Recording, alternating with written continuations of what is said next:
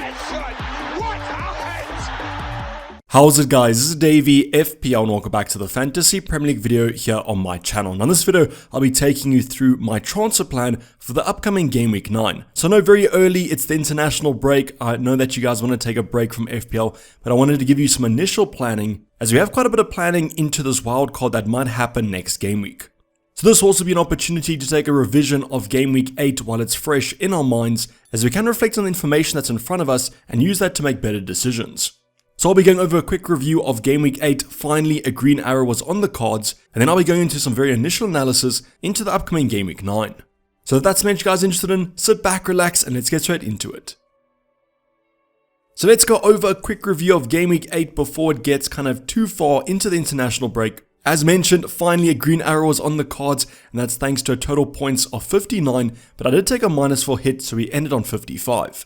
Now that saw a game week rank of 1.2 million, and we're also going to have the same overall rank, so that was a green arrow of about 600k places.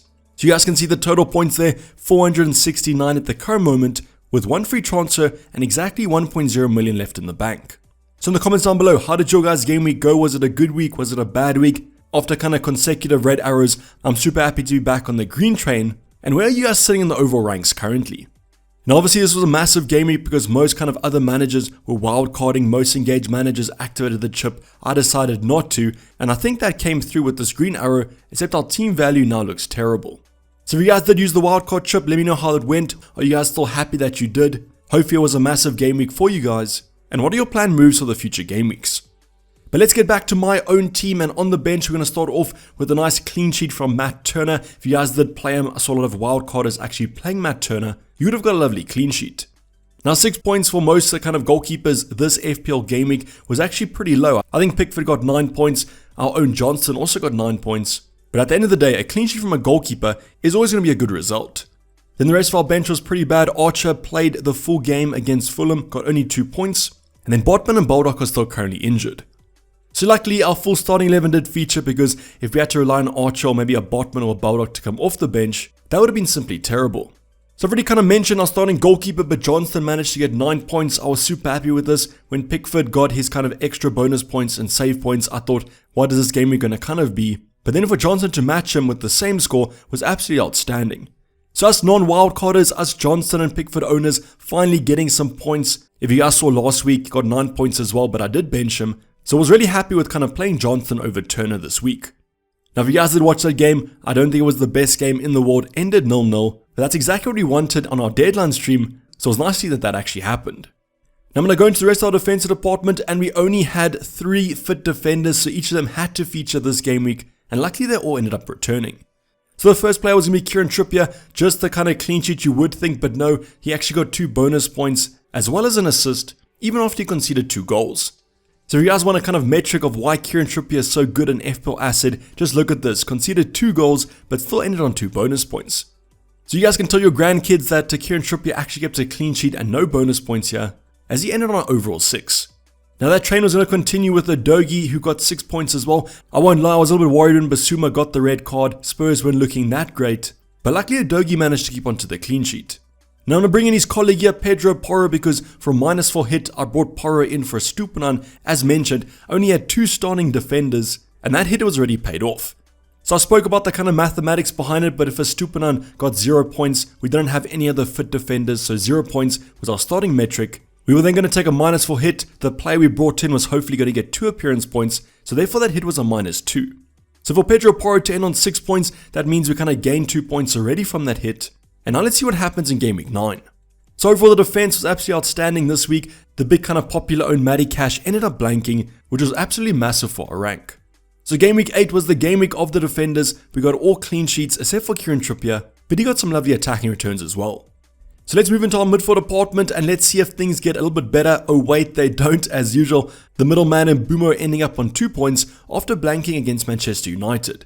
Now I don't really know what's happening with Brentford, but they seem to be scoring, but Mbeumo isn't involved. I kind of was bragging about Mbeumo being this talisman over the past couple game weeks that hasn't been true, and I'm a little bit worried about the Brentford man. Now I actually thought this game might be a good one for Mbeumo, playing as a second striker with that back 5. Brentford usually play better against the better teams, and I guess they did score, but Mbeumo wasn't involved. Now he is still quite cheap, but there are other options at his price point that are performing better than him. So on a wildcard, that's going to be a major dilemma.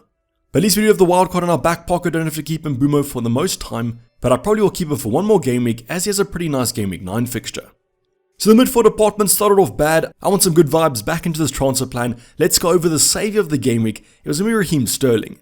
So yes, if Raheem Sterling didn't end up performing, I think I would have wished that I wildcarded because 16 points was a massive contribution, and he racked up 2 assists and also a goal plus max bonus points.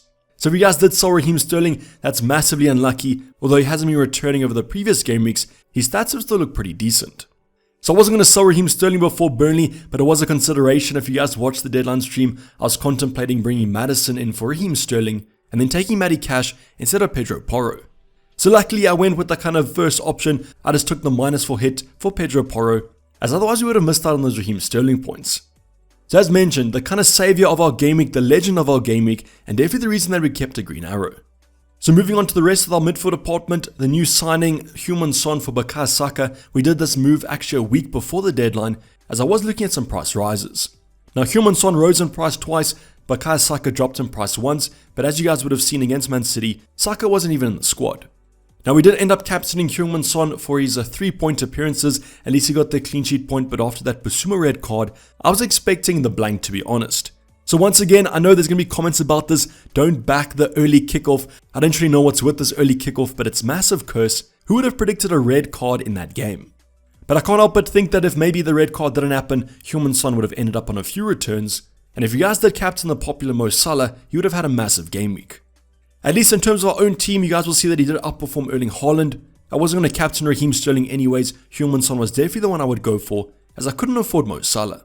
So at least there's kind of a silver lining. At least he did outperform Erling Haaland at the end of the day, but I was expecting more against a poor Luton side. So let me know in the comments down below, did you guys captain Heung-min Son? Did you go for Maddison rather, which would have been better? Or did you go for the high scoring Mo Salah? Now kind of talking about high scoring, definitely not our last 2 assets. It's going to be Rashford and Bruno blanking once again against Brentford at home. So you guys might think I'm a Manchester United fan at the current moment. I'm definitely not. I support Liverpool ironically. And these assets have been stinking up my team for quite a while. But yes, one more game week is going to be on the cards, as the game week 9 fixture isn't too bad. Now if you guys are Manchester United fans, tell me in the comments down below, what's really happening with these 2 assets? Why are they not performing? As the stats don't look that bad, to be honest. So maybe quite a purple patch for United at the moment, Rashford and Bruno included. Fingers crossed they at least perform in game week 9. But overall the midfield department wasn't that great. The Son blank was a big one with Mo Salah banging, but at least we kept hold of Raheem Sterling. Now moving on to our forward department, as mentioned, Erling Haaland ended up on 2 points, was outperformed by Heung-min Son in our team, so I was pretty happy that I went for those extra 2 points. But overall had quite a quiet game against Arsenal, but they had pretty decent defense, and he racked up a massive 0 shots in that fixture. So are there kind of worrying signs about Erling Haaland? Definitely, and that's why we did mention that kind of no Erling Haaland draft last week. But I expect him to get back on the scoring way of things when Rodri enters the team again. Now we did also have his colleague Alvarez in that fixture, was quite disappointed. He got hooked at about the 65th minute, wasn't expecting kind of an early sub with his current form, and at that moment the match was still 0-0. So I don't really know what to read into that because I don't like those early subs, and Alvarez could be on the chopping block if that continues. So our forward department contributed a massive 4 points, but I guess they were playing Arsenal, but I expected more goals on that one, to be honest. So overall, as you guys can see, a captain blank, Haaland blanking, Alvarez blanking. It was only the Raheem Sterling points, as well as a defense that was pretty clutch. But let me know how your game week went. Was game week 8 a good one, a bad one? These international breaks are always easier when you go in with the green arrow, so let's hope this trend does continue. Now before we get into the actual kind of transfer plan, I want to give you guys an indication of how my current team is setting up, so let's go over my current team selection. Now I do have one free transfer and 1.0 in the bank, so a slight upgrade can be made, but as you guys will see, the starting 11 is actually looking pretty decent. Now touch wood, kind of famous last words over an international break. I'm expecting maybe 5 or 6 injuries at the current moment, so fingers crossed none of my options get injured. Then I'll start off on the bench, and the bench pretty much kind of picks itself. Injury concerns for Botman and Baldock at the current moment, whereas Archer has United and Johnson has Newcastle. So all these players I'm perfectly fine kind of benching them, some tougher fixtures on the bench there, but at least the starting 11 looks pretty decent. Now the reason I'm benching Johnson is because Turner does face Luton at home. Now I don't exactly know if I expect a clean sheet, but the Nottingham Forest defense has been pretty decent. So let's hope over this international break that Turner still keeps his kind of rank as the number 1, as there is some pressure to kind of bench him after some poor performances. But at the current moment, definitely prefer the Luton game to the Newcastle one, as they're playing a great brand of football, so fingers crossed I don't get it wrong this time. Now we then have the reverse fixture for Johnston. We have Kieran Trippier against Crystal Palace at home, and without Eze, that attack looks quite nullified. Added to that, Newcastle playing great at the moment as mentioned. Trippier offers attacking threat and defensive threat. Great fixture on the cards here. Then we have our two kind of Spurs defenders, Udogie and Porro. Fulham at home is a great fixture on the cards, although they have been scoring quite frequently these past couple game weeks. That Spurs defense also hasn't been that great, conceding quite a bit of XG. They just have no reds are on the cards for this game. But other than that, all three of our defenders have massive attacking threat. Udogie, Porro hoping for at least one attacking return, as that's why I brought these assets in. Now looking at our midfield department, that's going to be that United fixture against Sheffield United away. Great game on the cards here. Surely Rashford and Bruno both get returns. If they don't, I don't really know what to do with them. So yes, all my faith is coming down to Game Week 9. I just hope United can sort it out over the international break. And both these two players absolutely bang. We're going to have Son with that Fulham game, like his colleagues. Great fixture on the cards here. Almost hoping for Son to get some rest over this international break. So let's see if South Korea give him some slack. I just worry with this current injury that he's carrying. It seems like it's going to affect him for quite a few weeks. And I want Heung-min Son to be playing at his best. Hopefully Mbeumo is also back at his best against a Burnley side at home. Great fixture on the cards here. And I'm hoping the same thing that happened to Sterling happens to Mbeumo in Game Week 9. Then can I talk about Sterling? Arsenal at home is quite a tough game, especially after that win against Man City. I think he's going to be in the main transfer out if I do look to make a transfer, which I'll have to if I wildcard in Game Week 10. So out of that midfield department, definitely kind of the Chelsea man sticking out. Yes, they could actually score against Arsenal. I think this game could have goals in it, but that's what I thought for that Man City vs Arsenal game as well. Then talking about those Man City assets, let's go over our front line. Brighton at home for Alvarez and Haaland. It's a great fixture on the cards, and I'll be captaining early Haaland, expecting him to get back on the scoring way of things. So these two assets, expecting quite a big kind of scoreline. Brighton like to pass it out from the back, Man City like to press. That's just a recipe for disaster in my opinion. So let's see what we kind of end on, but at the current moment, definitely going to captain Erling Haaland as things stands. But let me know who your captain is for Game Week 9 currently. But as you guys can see, overall the team looks pretty decent. The amount of home fixtures lead me to believe it's going to be a massive score, and individually the fixtures look absolutely outstanding. So this team could somewhat be a free-hit squad if you look at it from a holistic overview. So let's hope for another green arrow. Now what I want you guys to do in the comments down below is predict what moves I should be making. What moves would you guys make if this was your own team? I think maybe Sterling's the only one I'm looking at. Otherwise, let me know what moves you guys are planning for your own squads, especially if you guys wildcarded in Game Week 8.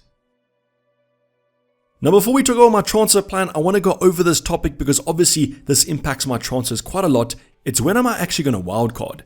Now the current wildcard situation either looks like it's going to be Game Week 10 or maybe long term, maybe Game Week 17, 18 or 19. As when I look at my current team, if this team does well in Game Week 9, I might just keep them for the medium term. The reason I'm saying that is look at those United assets. Yes, they have Man City in Game Week 10. That's a very tough fixture. But after that, the next three look absolutely outstanding. So could I see myself prolonging the wildcard until Game Week 17, 18 or 19? 100%. But at the current moment, I'm looking at a Game Week 10 wildcard. So what that will therefore mean is I'll be taking a 1 week punt with that one free transfer, get them in for Game Week 9 potentially only, but they could stay in my squad for that wildcard in Game Week 10. I'm trying to keep the options open though. I think the player I bring in I could hold for the medium term, not just the short term, and I'll be going over some of those replacements. But in the comments down below, let me know, are you guys wildcarding in Game Week 10 or are you waiting for kind of late in the season? Just remember that you guys have to use it this calendar year.